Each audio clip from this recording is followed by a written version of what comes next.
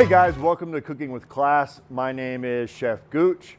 Today we've got a special treat. Some of my students recently competed in the Aramark Culinary Star competition here in the state of Texas. And the team from the ATC got first place in our regional competition. They got to go compete in Houston at Minute Maid Park. We didn't win, but we had a blast and they did really, really well. And today they're gonna be demoing for you the dish that we won regionals with. So the dish is a vegetarian stacked enchilada plate. We had a lot of regulations for this competition and rules that we had to follow. The theme was a vegetarian lunch dish. And so what my students came up with was a vegetarian stacked enchilada plate, a spicy coleslaw, and a fruit salad to cool it all off. So let's go ahead and get started. We're gonna start by cutting up some of our veggies and working on that coleslaw. So right here I've got John. John, are you a junior or senior? Junior, and he goes to Monterey. So tell me the ingredients in our coleslaw. All right, so our slaw it's green cabbage. It is a red bell pepper. And 2 jalapenos. All right. So we're gonna talk about using a mandolin today to cut this cabbage up and get it really nice and thin, like really, really thin. So let me demo that for John and then I'll let you take over. So big cabbage, they have a really big core. You need a big knife. We don't need all of this cabbage. We need like a fourth of it? Okay. When you cut this open, you can see that big gross core. It's just not edible. You can cut it in half again, or you can kind of cut it out right here. We're only using a fourth of it, so I'm gonna go ahead and cut it in half again. And now it's pretty easy. You can cut it at an angle this way. You can just kind of cut in, kind of curve your knife blade. This knife is not super flexible, but that did it right there. So now what we wanna do, you could by hand take this and you could cut really, really thin. It's not a lot of fun, and sometimes you get inconsistent results. So we're gonna use the mandolin. These things are crazy dangerous. I've seen professional chefs and maybe one student slice their finger open. So we're gonna use the guard. It's really important that we use the guard. Make sure that it is wide enough to fit right there. Yeah, so you start slicing and then like you're not paying attention and you just take a fingertip right off. So that's the motion. Look how thin that is. And so if we want to go a little faster, you know what, we could do it straight into the bowl as well. And then we're going to take this guard. It's got some little spiky bits on the inside. And that's going to help hold it steady. All right, you right-handed? Yeah, so hold that with your right hand. You know what, that bowl's not going to work, so we'll just do it right here. Get it steady, and then just start slicing, okay? Do we want it thinner than that? That's pretty thin. It's only on 2 millimeters. All right. Go ahead, John. Show me what's up. Get that guard. Hold the guard. There we go. You can angle it up a little bit higher if you need. There you go.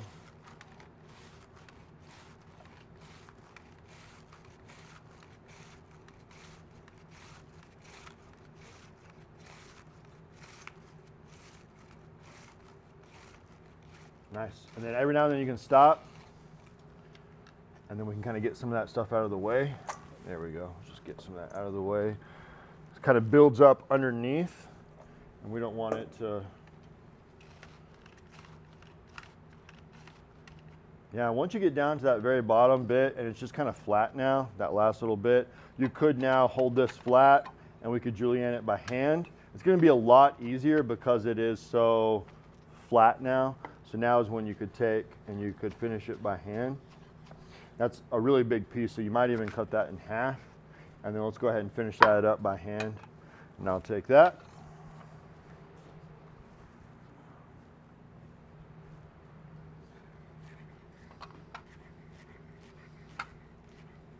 So yeah, mandolin is a great little tool to have at home. These are pretty cheap. You can get one for less than 20 bucks. It's really, really fast. I use it for cucumbers when I'm making pickles. You get super even slices. All kinds of stuff, cabbage, other coleslaw. You can do, like if I'm doing carrots for a coleslaw, There's even some that have a different blade that will julienne for you. So if you don't have the same knife skills as we do, this will help you out. Should have put a towel under here. It's kind of wobbling around. That looks great, and that's more than enough. Yeah, that looks really good. So we've got a good amount of cabbage in here. If you have any like big floppy pieces like that that made it through, feed them to your chickens or put them in your compost or whatever you do. And then this is a good, how many servings do you think this is? That's a lot, right? That's gonna be enough for like 3 or 4. I think what we're doing today will make enough for about 4 people, and you still have all this other cabbage left over. So and this is a slightly different coleslaw. We're gonna flavor this one. It's not gonna be a cream coleslaw that's like mayonnaise based. We're just gonna use a little bit of vinegar, a little bit of sugar, and then just a little salt and pepper. You can kind of season this how you want, but just keep it really simple, and I like the way it turns out. So now we're going to do a couple of cuts on our jalapeno and our bell pepper, right? And the same cut. What's it called? Julienne. Julienne. All right, let's see it. So this is a really easy way to cut a jalapeno and other peppers or chilies. What we do is we cut the top off, and then we just kind of turn it and cut down the side. This is going to avoid getting those ribs, which are really spicy, or the seeds, which are really spicy, and also not a great texture. That's perfect. And so then if your knife is really sharp like ours is, you can cut through that skin really simply. You get a towel and get it damp for me so we can get it under these cutting boards. Thank you.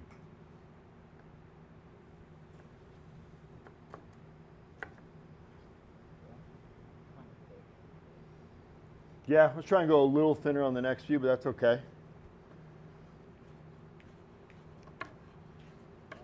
There you go. Good motion on the knife. So again, just long, thin slices. Let's lift that cutting board up, John. We'll make it not so slippery on you. I think it's just because it's on my stove top. There we go. There we go. Keep it nice and steady. Get these big pieces out of the way. Be careful handling the jalapeno with your bare hands, because you're going to touch your eyes later, or your nose, or your ear. It's going to burn. That looks good. Let's get that second one cut up. And sometimes you can cut the bottom off as well, just to line it up so it stays flat. You can now see where the ribs are. This one has 3 big ribs. So we can just cut around just those ribs, like that right there, and then turn and cut, turn and cut.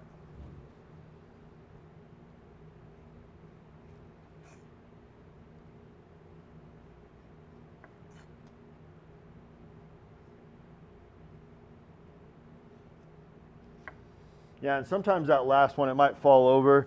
You get a little bit of those ribs on there. You can turn it, always cut away from you, and just kind of trim up some of those ribs that don't really add that jalapeno flavor. They just add heat.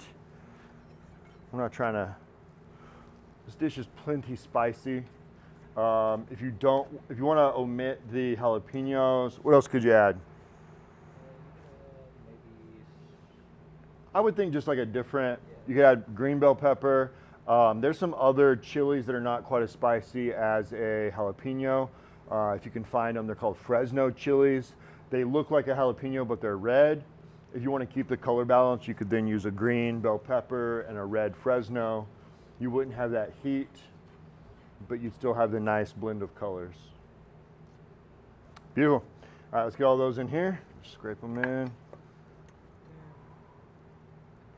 All right, and then now let's do that bell pepper. Yep, same thing. We're gonna take the top off. Now you can see where those ribs are. I would just leave it standing up, or you can cut just a little bit off right there. Yeah, just cut along the side of those ribs. There you go. Yeah, I think. Knife is a lot sharper than what I'm used to. I'm not gonna apologize for that. No, it's good. All right. Same thing, super thin. John's got really good claw in his offhand, making sure that he's not going to cut any of those fingertips. Yep. Done that one too many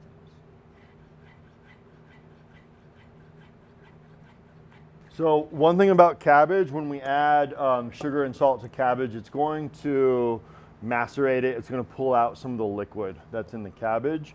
And so sometimes it's good to make this ahead of time. You can salt and sugar the cabbage ahead of time, let it sit, and then strain it. We're going to toss it all together, and then when we go to serve it, we'll just make sure you don't scoop up any of that liquid that falls to the bottom. All right. So how are we going to finish this? What are we going to add? We're going to add our vinegar and our salt. So we've got apple cider vinegar, we've got some sugar, got a little salt, a little pepper. All right. Yeah, you can season it with like onion and garlic powder as well. We're just going to keep it with this today. You could use seasoning salt. That would add a little bit. That I think would pair well with our enchiladas as well. Yeah, so just pour some vinegar. Something this size, I would say about 4 tablespoons. Is that look good?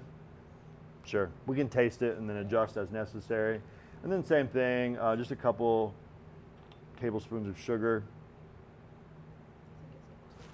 About 2?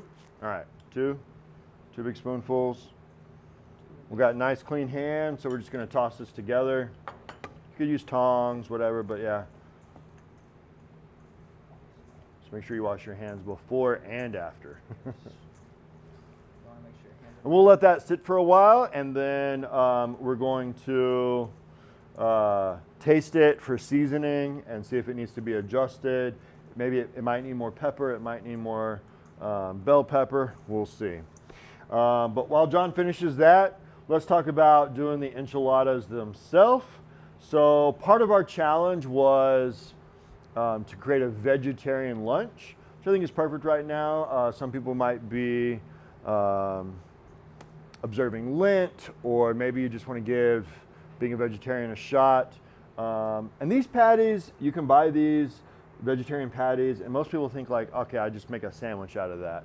And you guys as a team, you really thought outside of the box and decided to kind of like break these up almost like ground beef. Is that right? So we're going to cook these. We're going to chop them up first, and you add to it some chipotles and adobo sauce. So we'll cut those up as well. We're going to cook that about medium heat. Is that right? So we'll cook that at medium heat. And then there was one other thing that we add. Water. So then we add some water, and it ends up with this kind of chunky, beef-like consistency, almost like you've added enchilada sauce to ground beef, right? And then that's like the main part of our enchiladas. And then we've got just some corn tortillas. We're gonna cook these in a little bit of fat. So I've got some butter, you can use oil, whatever you want, just warm them up. Just a quick little fry and some fat. And we're gonna stack them. What's the order go? Tortilla, filling, cheese, tortilla, filling, cheese. So tortilla, filling, cheese, tortilla, filling, cheese. All right, and this is Mackie. She also is a junior at Monterey, and she's gonna get us started on this. So let's make some space. Let's move this fruit stuff out of the way, and I'll let you cut everything up right here. Do you want to go ahead and throw it in the pan now? Once it's cut up, so we have room for that. Let's grab that one on the left, John. It is going to be hot, so grab a towel, and then we can throw it in there as soon as she's ready. Yeah, let's just set it over here on the right side of her. Watch out for that hot pan, okay? Okay, yeah, that's simple, yeah. And these are a spicy black bean vegetarian patty. They've got some corn, some black beans. I don't know what else. They're okay on their own. They're kind of dry. I think that's one of the reasons we added the water, right? It was just kind of dry. Yeah, not a lot going on there. Definitely, if it was on a sandwich, we would want a lot of sauce. But I think that's why we went with these chipotles. Kick up that heat a little bit, and then also to help add that moisture content that's kind of missing.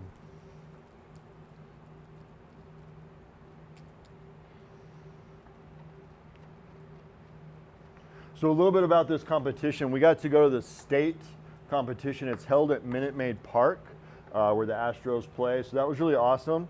And some of the Aramark's executive chefs that work there at the park were the judges for the competition.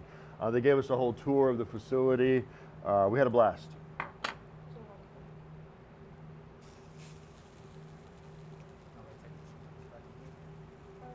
Now you can just leave it there for the chipotles as well. So chipotle peppers in adobo. These are jalapenos that have been smoked for our super sweet tones. Yeah, that looks great. Yeah, just throw the extra sauce in there. So we're just gonna rough chop these. Pretty small, right? Yeah, they have like a different texture, and I don't think you want like a big chunk of that. Yeah, it's kind of leathery. So really, really small, just really rough chopped, almost like you're doing a like an herb. We'll cut up some cilantro like that in a minute.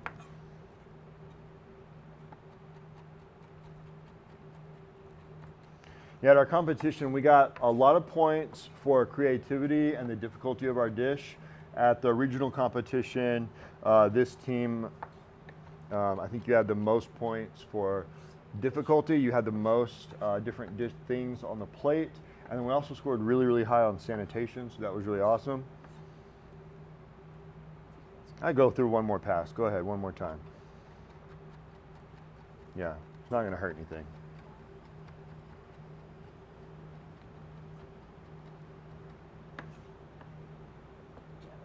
That looks good. All right, get it all in there. All right, we're gonna wash our hands and then we're gonna hit the stove over here, and Mackie's gonna show us how to finish this. All right, so we've got our vegetarian patties in the pan. Mackie was a little worried about it sticking. It's sticking a little bit. This is a stainless steel pan. It was hot enough. Once we add a little liquid to this, it's actually gonna pull all of that stuff up. So yeah, move some of it to the side, I'll show. And it's gonna pick this stuff up and add it to the sauce, which is going to actually be really flavorful. Can you scrape it a little bit? Yeah, look how easy it just scrapes right up. So we're not worried about that at all. That's just added flavor, right? Yeah. When we're cooking meat, we call that fond. When it sticks to the pan a little bit and you deglaze. How much more water? Just a little bit? A lot of it? I'll let you do it. You know what you're doing. A good amount of water. That was almost a full cup that we've added. Yeah, it's gonna cook off. We're just gonna let this keep going. And at this point, you can almost turn your heat down. Yeah, and then just kind of let, once that, that patty kind of soaks up the chipotles and that water, it gets a really good texture. You just wanna keep it warm, and we'll assemble those in a sec. We do want to taste this and then season as necessary. We've added the water and that vegetarian patty as well. It might need just a touch of salt. All right. Yeah, John's got the salt for us. Can you hand me a spoon as well so we can taste it for seasoning?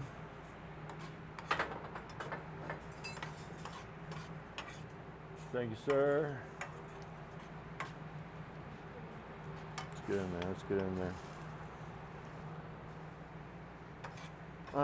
The texture is already amazing, but it does need some salt, right? About that much? Yeah. All right.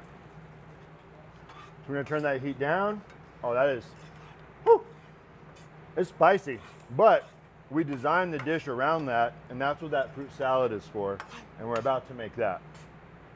Okay, so we're gonna keep this on low heat. You could cover it with a lid, or just really low heat. If you gotta add a little bit of water right before you plate it, that's fine as well. Let's talk about our tortillas, Mackie, and we'll just double check that and give it a little stir as needed, okay, before we assemble. So we've got another pan right here. Tell me what we're gonna do now. We're going to take some butter and put it in the pan and toast up the tortillas. So butter and then toasted tortillas. All right, go for it. Yeah. Yeah, just throw it in there. I don't know how much you need. Just throw it all in there. Do it all. What is my favorite food? Butter. That's right. Makes everything better.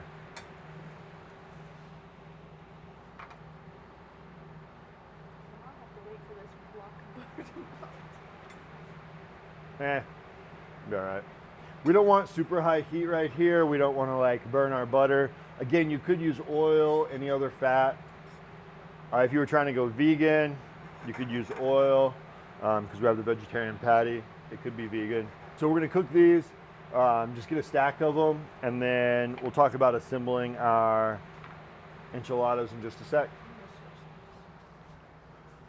It is really important that we cook the tortillas at least a little bit because the tortillas kind of break. See how they'll, if you fold them, they will actually just tear. But if you cook the tortilla just a little bit, it becomes more pliable, and it's just a nicer texture overall. Trash tortilla. Oh. Okay, that looks beautiful. It's puffing up. That's a good sign. We got just a little bit of color, not too much. I think that's exactly what we're looking for. Our tongs were too small. We got a spatula. Pull it right out. There you go. And just keep going. All right, Mackie is finishing the tortillas, and then we'll head back over there in a minute when she starts assembling the enchiladas. It's a little spicy, and so the students prepared something to help kind of cool that off, and that's going to be this fruit salad. This is Sean. Sean, you're a senior at Monterey? Awesome. So Sean's going to make a fruit salad. We got a couple of different ingredients here, a couple of different apples. We've got some grapes and some strawberries. And then what else are we adding to this? Fruit salad. What do we got? We got sour cream. Oh, sour cream and brown sugar. And at first that might seem a little off-putting, like the sour cream, but the sweetness from the fruit, a little bit of brown sugar, it all kind of just really ties together really well. It's surprising how pleasant this fruit salad is. So let's go ahead. What kind of cut are we doing on the apples? Oh, you know what? This is not an apple. This is a nectarine. So we've got 2 apples, a nectarine, some grapes and strawberries. You can kind of use whatever fruit you wanted, a good variety, different textures. You could have a melon. You definitely want something crunchy like an apple. The grapes add a lot of sweetness. You could add some berries if you wanted. You could even throw like some pecans or something else for some crunch in there. What kind of dice are we going to do on our apples?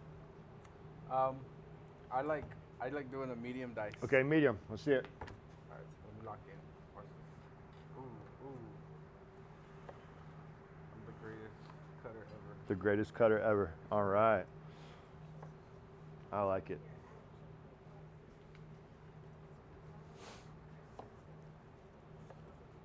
They're pretty big. I think that's great. We're not going to even bother peeling these apples. I think it's fine. And normally when you cut up an apple, it starts to turn a little bit brown if there's no acid present. But because we have that sour cream, so once we get it all in the bowl, we get that sour cream on there, that's going to help prevent the apples from turning brown on the outside, right? Yes, sir. Are we going to cut the grapes at all? I cut them into 3s. Just kind of into thirds? Yeah, Okay. Small. All right, while Sean works on that, John's going to come back over. We're going to start making some pico de gallo from scratch. Really, really simple. We got a couple of tomatoes. We got 1 onion, some more jalapenos, and then a lime. And so for this, we're going to cut our tomatoes a little differently. I really don't like that center part of a tomato in a pico de gallo. It's just really mushy. It adds too much liquid, right? Pico de gallo should have some, it shouldn't be salsa. So what we're going to do, we kind of cut the top of the tomato off, and see all that stuff right there, we don't want that. So what I like to do, we do a little method, you call this supreming when you do it with like citrus, but we're going to take and we're going to go around the outside so you can kind of see where that flesh is, the flesh that we want, right? Just the outside. You can save the inside, you can use them somewhere else, use them for some stock or tomato sauce or something else that you're making. So we're going to take these. You need a really sharp knife to cut tomatoes, and then we're going to go around like that. we got very little of that seeds or that inside on the tomato. So we're gonna do that all the way around, right? Yep. What size dice are we doing on here? We're doing kind of small, right? Yeah, Small dice. So that's about 1/4 of an inch. So John will get all these, and then he's gonna take, we'll do, yeah, the jalapeno, I agree, we'll do a brunoise, so about 1/8 of an inch square. So we got our tomato like that. Then we'll take and just cut it into a nice little small dice. And then onion, same thing. I think red onion or white onion go really well in pico de gallo. I just like the look of the red onion. And then we're just gonna like finely mince and chop up a bunch of cilantro. So this one, I don't know what I'm doing. I'll let you go ahead, John. It's all you. Yeah, slice through horizontally a couple of times. Then we're gonna go the other direction. On the jalapeno, we're gonna do the same thing that we did to start it, like we did for the coleslaw. So I'm gonna cut the end off, both ends. We're gonna cut down the side of the ribs.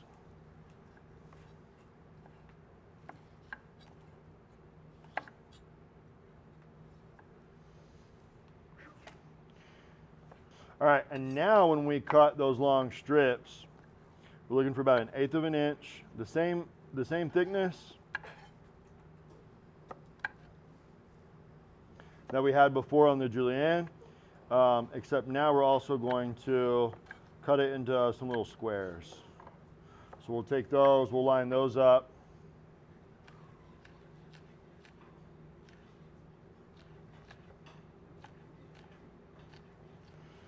All right, while John finishes the onion, I'll grab and I'll work on these tomatoes, help him out.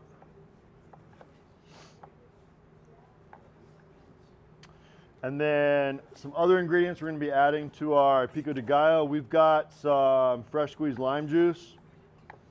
And then we also have some cilantro. And so we'll just add as much as we want. You can add as much to taste. I'll probably use about 1/4 of this bunch. All right, let's go ahead and start getting some of that into the bowl. Sean, how's the fruit salad coming along? Oh, those look great. Amazingly. How do these taste? Are they gonna be good in that fruit salad? Mm-hmm. They taste amazing. All right, so we're gonna add a little bit of lime.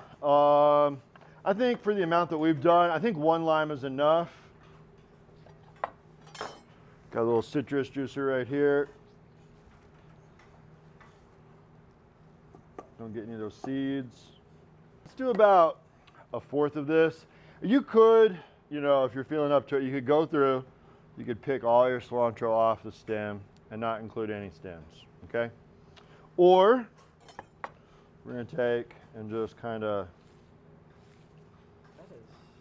cut some of it off, and we didn't get very much stem at all, right? I love cilantro. All right, so we've got our cilantro. Honestly, like, when you think you've done it small and far enough, keep going. So I'm gonna go just a little bit farther, and we cut a lot. I don't think we need to use all of this in our pico de gallo. We'll probably use just a little bit of that. That's a lot. Not that much. Let's stir that up. We've already added our lime, so we'll give it a little stir. We'll season it with some salt and a little bit of pepper. That looks pretty good. What do you guys think? We happy with it? Yeah, so we won our local competition, the Aramark Culinary Star. We won the regional with this. Visually stunning. Looks great. Whew.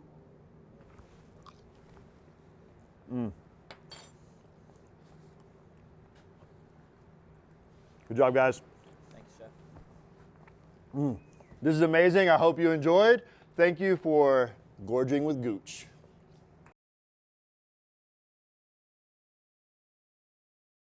This has been a production of the students and staff at Lubbock ISD TV.